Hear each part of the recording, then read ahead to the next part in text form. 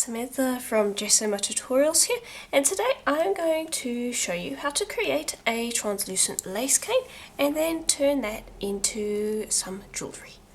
Now, I'm using Primo Polymer clay today, and I'm going to start off with 3 colours. The other colour that I had I will explain a little later on, but this is all Primo Polymer clay. I have white, black and translucent, all run out on the thickest setting of my pasta machine, or about 2mm thick. The first thing you want to do is just pop the black and the white to the side, and you're going to take your translucent, and all we're going to do is we're going to take that from a flat piece of clay into a log. So you're just going to fold that up and then start pressing that into a roll. And my clay is a little firm, so yours might move a little quicker than what mine is moving, but you just want to take that and just squish it down into a round. And then once that's done, then you can use the white and black. The other colour that I had is pearl white, but I'm going to be using that for my piece later on. I haven't quite decided if I'm going to be making a pendant or earrings yet, but we'll see. Alright, and this should just about do. The only thing that you want to do is try to get it round. This is a little square still, and if you have notches in the clay like that, you want to get rid of that, because that can end up being an air bubble later in the cane process, and that can cause problems. So try to smooth that out as much as you can. Alright, and that should do. And I do not need all of this clay, so I'm going to just trim up these ends, and you can just pop that back into the packet and use it in another project. Alright, now I can see that I have a few air bubbles here, so while I talk I'm just going to squish it a bit. I am going to be wrapping it with the white first, and the cane is essentially going to be this translucent surrounded by white and then black, and you can wrap it black first, but be aware that that will make the bubbles a little bit darker. So if you want a darker effect, wrap with black first. If you want a lighter effect, wrap with white first, because the first colour that you wrap around the translucent is going to affect the colour once it's baked. Right, I'm just going to grab that white. I'm going to place this down, trim away the extra clay on either side, like so, and then everything I'm doing here you would repeat with the black piece. And then you're just going to take that and you're going to wrap that around your piece like so, and then just press and roll back up again and cut where that little groove line was created, and then roll it up completely. Then pinch that taper line to smooth everything together, and then just spend a little bit of time just pressing everything together, making sure that there are no air bubbles, like so. I have a little crack there. It's freezing where I am at the moment, that being in Australia. It is midwinter and it is absolutely freezing, so the clay is a little firm, to say the least. Alright, then you're going to do the same with the black. You're just going to take that, place it over top and repeat. Okay, and there we go. Then all you're going to do is you're going to start reducing this down, and you can do that by rolling or squishing it. It's a round, so it's really difficult. It's difficult to distort it, so you don't have to be too careful with the reduction process. With more complicated canes you want to go gently and slowly, make sure everything's reduced at the same time. This nice and simple, so you can do it nice and quickly. Alright, and I'm just going to reduce it down to the largest size that I want my bubble to be, and then I'm going to cut it in half. Just take that and just reduce it a little bit more. Alright, that should do. And you are going to end up with some scraps, so just take that and move that to the side. Cut in half, place that to the side, and then grab the next one and what I will do is generally I will reduce that down to about half the size, or twice the size as the one that I just cut out. Cut it in half again, and then repeat the process for about 3 to 4 sizes. Alright.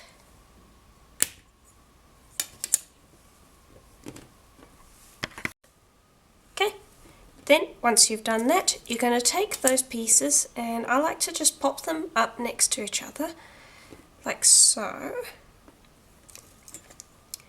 And I'm going to cut that into lengths. And that's a little scrap piece. I'll cut it roughly the same size. I will just eyeball it. You can use a ruler if you want.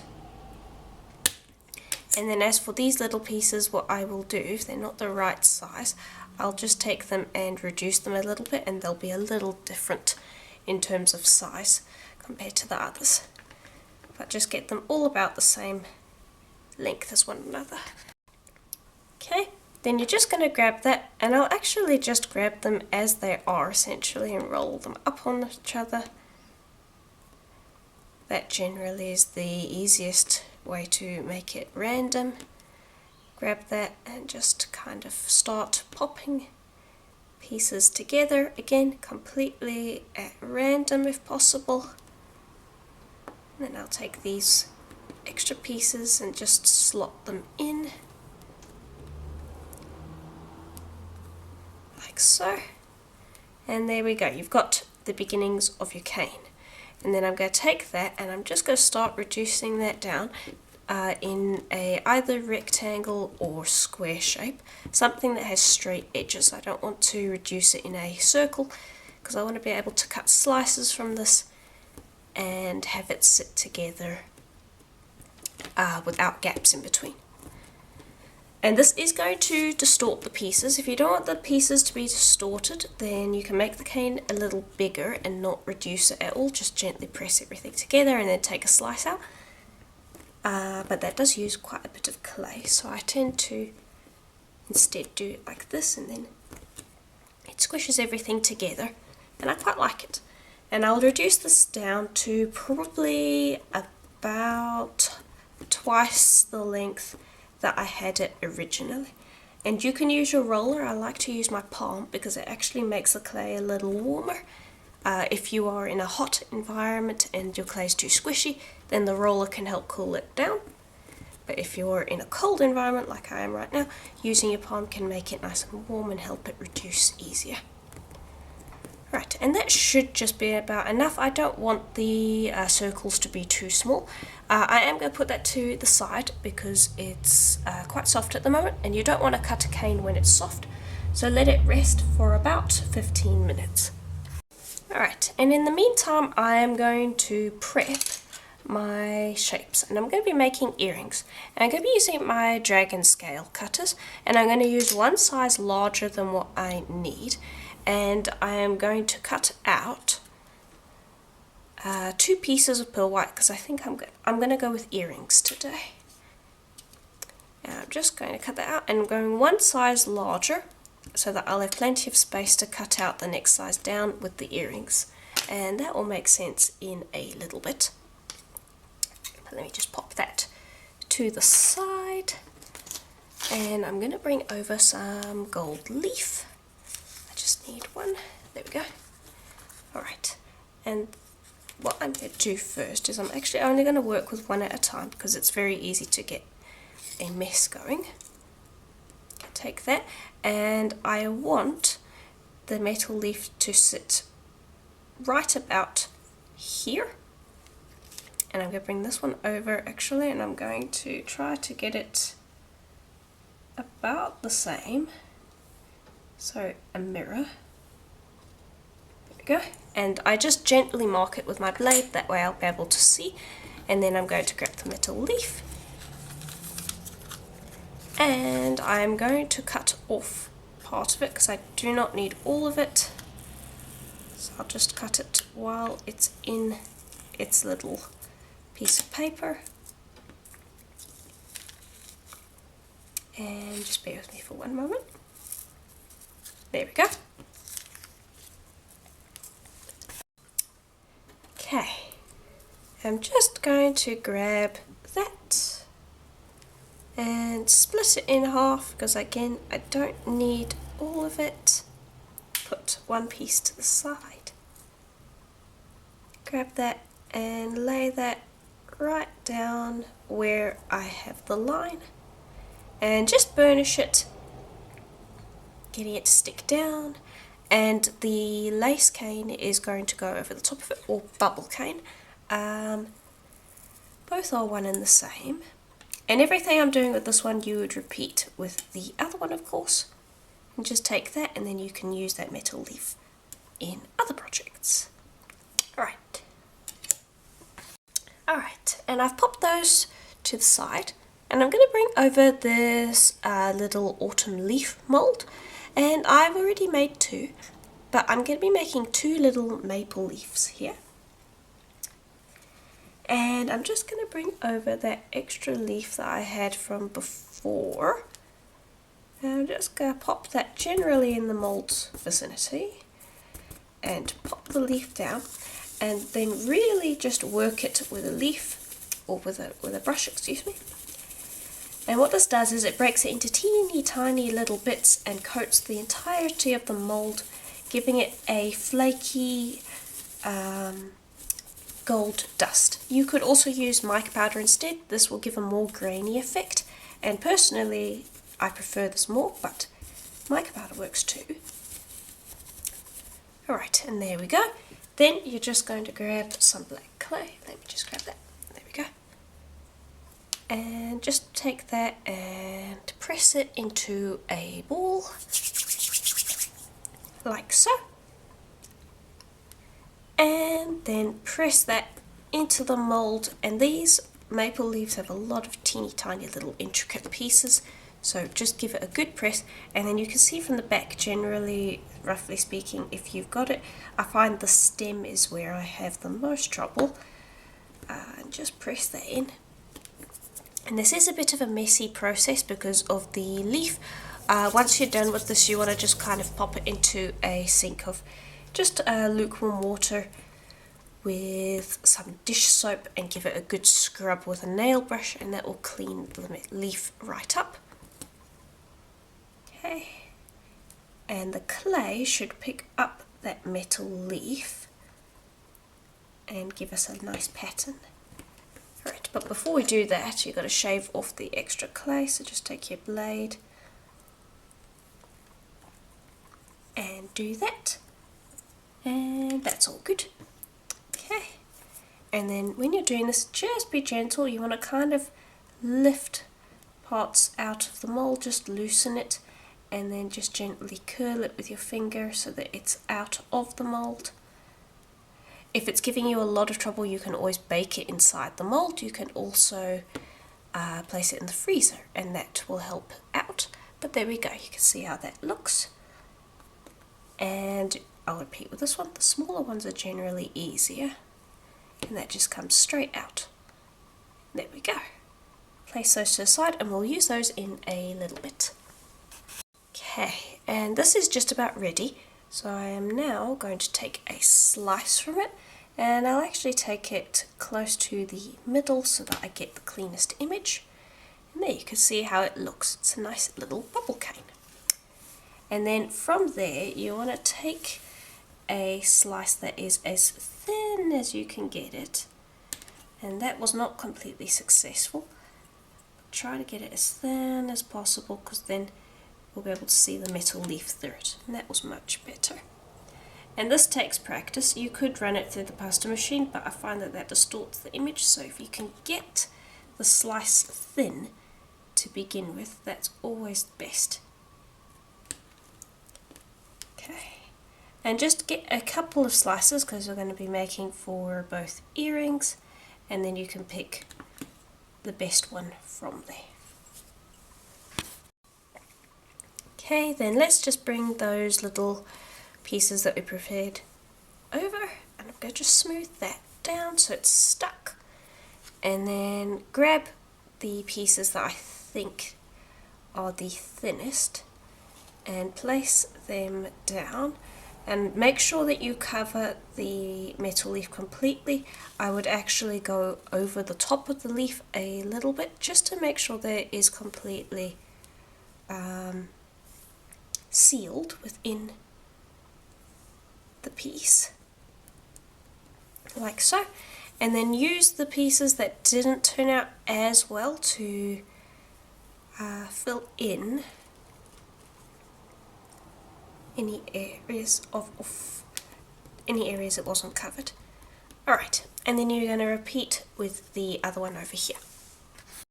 Right, then grab a piece of paper and just burnish over the top. And if your pieces are really thin, it should not take too long to do this, because it should just blend right down into the base clay that you've already got, like so. There we go. Nice and easy. And I can actually already see the metal leaf through there, so that's good. That means that when it's baked, it will be even clearer. So it's good if you can see it before you even bake it. Alright. Then I am going to lift these up off the tile that I'm working on. And I'm going to transfer them over to a piece of paper because they need to have nice smooth backs. And actually, because these are going to be earrings, I am going to flip them over and I'm going to apply some of the cane that I have here, not all of it, but some of it, to the back to give the back a little bit of a pattern going for it. And I'll do the same for the other one. Okay, and I gave the backs a burnish and this is how they turned out. Then I'm going to grab a texture mat, and it's a really nice simple striped one. And I'm just going to lay it down like so. And I'm going to give just the pearl white area a texture. And I sell this one on my Etsy store, Jessima Design, along with the cutters that I used today. So there'll be a link to that in the description below if you're interested. There we go. And there we go. Just leaves a very faint texture. And I'll do the other one in a bit. And I'm not too worried about that because that's going to get covered up in a moment. I'm just going to grab the maple leaf and place that down like so. I'm going to grab the other small one, just bear with me, I'm just grabbing it. There we go. Place that one as well, and I'm not going to pat that down till I bring over my cutter, and I'm actually going to use the one that I used right in the beginning. I'm not going to use a smaller one. I don't actually need to use a smaller one. Alright, and I'm just going to use that to see where I'm going to be cutting so that I position these leaves in the correct spot. So I'd advise actually just popping the cutter down where you're going to want it, and then fussing with the placement of these until you're happy. And I think I'm going to have them overlap just a little bit, like so. Alright, and I changed my mind a little bit. I am going to use the smaller cutter, and I am not going to apply the larger leaf yet. I'm just going to do the smaller one. Place this down and cut it like so. Just pressing down, making sure I have a good cut, and lift, and it will stick in the cutter because it is on a piece of paper. You can just gently pop that right out, like so. Okay, and then my plan with the bigger maple leaf is to place that right at the top there, right on the seam line, and that's where my piece is going to hang. and just gently press it down. Everything's raw at the moment, so it should stick perfectly fine. And there you can see how that looks. Alright, and then I'll repeat with this one. Alright, and there we go. Then I'm going to take these and I'm just going to place them onto this little doming tool and just press gently with the flat of my palm to get it to gently dome. And if you just press it lightly, it should mold into place without you having to press too hard. There we go. Then grab any kind of leftover clay. I'm going to grab this gold clay from, or the gold dusted black from before. And what you do is you just place that on the base of the tool. Place your other piece down, making sure that's domed nicely too. And just be careful when you're doing that not to press down on the other side too much. You just want them both domed. And then you're going to sit it in your oven like that. And then they can both be domed at the same time. You're going to bake that for about 40 minutes at Primo's recommended temperature. And then once it's baked, we can take it out and give it a varnish. Okay, and here is how they'll look once they're out of the oven. And you can see that that translucent has cleared up wonderfully, and you can see the metal leaf through there, even down to where it's crackled a little bit. And this is what the backs look like, so the backs also look really nice. Now, I do need to seal it because we've got metal leaf on the front over here, and so I'm going to seal it with a little bit of gloss varnish, and the varnish I'm using is Varathane water-based polyurethane gloss varnish. Now I'm just going to take that and I'm going to apply that to the piece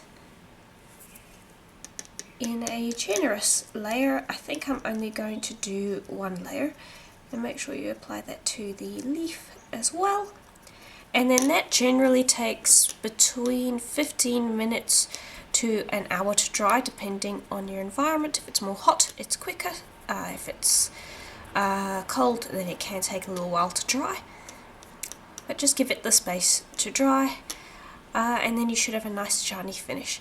And if you want to make sure that you got the whole area, because sometimes it's a little difficult to tell if you varnish the whole piece, just direct it around and the varnish will catch the light.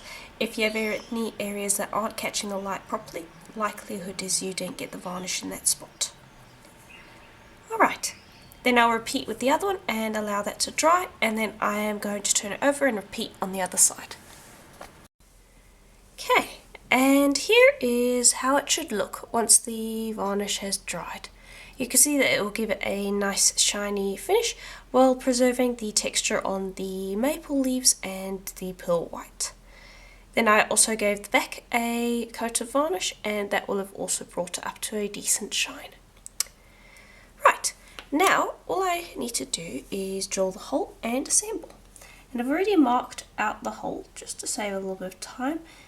And I'm using a little handheld pin drill here, and it shouldn't take too long to drill the hole. It should go through quite quickly. And from there I can add the jump rings and the ear wire. And if you decide to make these a pendant, you could always just attach a bail at this point. There we go. Then just grab your ear wire, okay, and just open that up. And I'm going to see if this one is big enough. I might need a bigger jump ring, just because this is quite thick when you include the maple leaf. So let me see if I can work it through. It is coming through. I don't want to break my piece, so okay, there we go, it did come through. There was a little bit of sediment still in the hole, but there we go, that came through quite nicely. Then I have another smaller jump ring that I will just pop on. Close this jump ring back up, and then I will grab my ear wire. Open that up,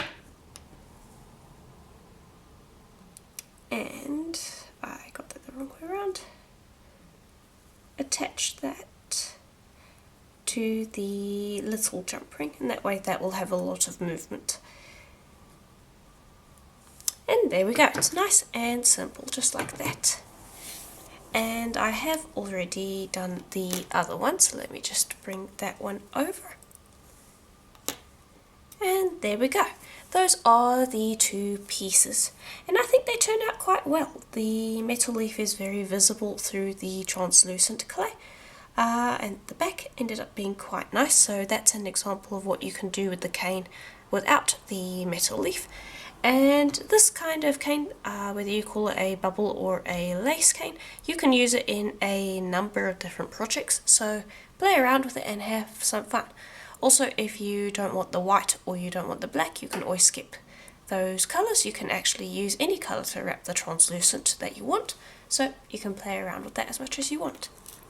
But yeah, that is pretty much it for today's tutorial. I do hope that you enjoyed. If you did, please do consider leaving a like and subscribing, as I do videos like this just about every day on YouTube. And check out my shorts as well. They're basically the same videos from a different angle. You might be able to see the shadow of the phone over here where I'm taking my short videos. So if you want a refresh on old videos, or just preview of some other tutorials, you can check those out. But yeah, I do hope that you enjoyed. If you'd like to support the channel so I can continue creating videos just like this one, please do consider becoming a member. There is a join button just below this video, or there is a link to my Patreon account in the description below. Both are a great way to support the channel.